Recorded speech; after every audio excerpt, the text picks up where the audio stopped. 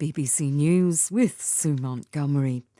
Pope Francis has arrived in Western Canada at the start of a 6-day visit that will focus on the Roman Catholic Church's contrition for abuse suffered by Indigenous children at residential schools. The schools, many managed by the Church, aim to educate and assimilate Indigenous children from remote communities from the late 1800s until the 1990s.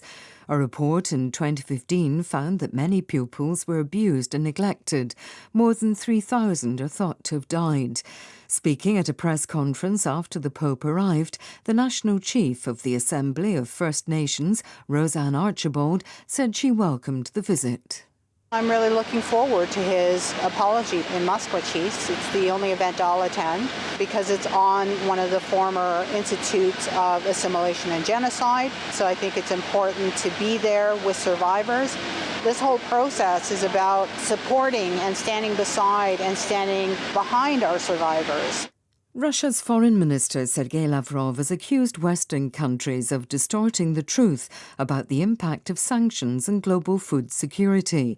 In a speech to Arab League ambassadors in Egypt, he dismissed claims that Moscow had caused a worldwide food crisis. He said Western governments were trying to impose their dominance over others. Mr. Lavrov is on a tour of Africa as international anger continues about the war in Ukraine. Paul Moss explains the significance of grain exports to Africa. Egypt gets a quarter of its wheat from Ukraine, so not getting those exports does really hurt, and the deal which was supposed to resume exports from Ukraine would have gone down very well in Egypt. Bear in mind, this is a really sensitive issue there. There have been political uprisings in Egypt when the price of bread, price of crops went up. The president, Abdel Fattah al-Sisi, will be very well aware of this. He won't want anything to happen which jeopardizes that deal, so he's not going to be happy at all. And that's going to be true also, I have to say, in the other African countries he's going to, Congo, Ethiopia, Uganda. Bear in mind, even if a country doesn't directly import grain from Ukraine, the fact that all that grain is stuck in Ukraine, not being exported, that pushes up the price. The authorities in the Bahamas say 17 people have drowned after a vessel carrying migrants capsized. Police said the boat turned over off the island of New Providence. The Prime Minister, Philip Davis, said a search and rescue operation was continuing. There's a tragedy at sea. As a result, a multi-agency investigation is underway to determine the full circumstances surrounding a suspected human smuggling operation, which has resulted in the deaths of these irregular Haitian migrants. BBC News. A video has emerged in Nigeria which appears to show an armed group with some of the hostages who were seized from a train in March. In the video, which has not been verified by the BBC, the gunmen can be seen flogging people lying on the ground. Most of them are men.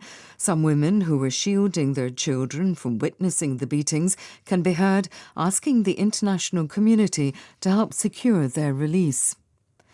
California's worst wildfire so far this year is continuing to spread rapidly, with nearly 60 square kilometres now ablaze. The Oak Fire near Yosemite National Park has forced more than 6,000 people from their homes.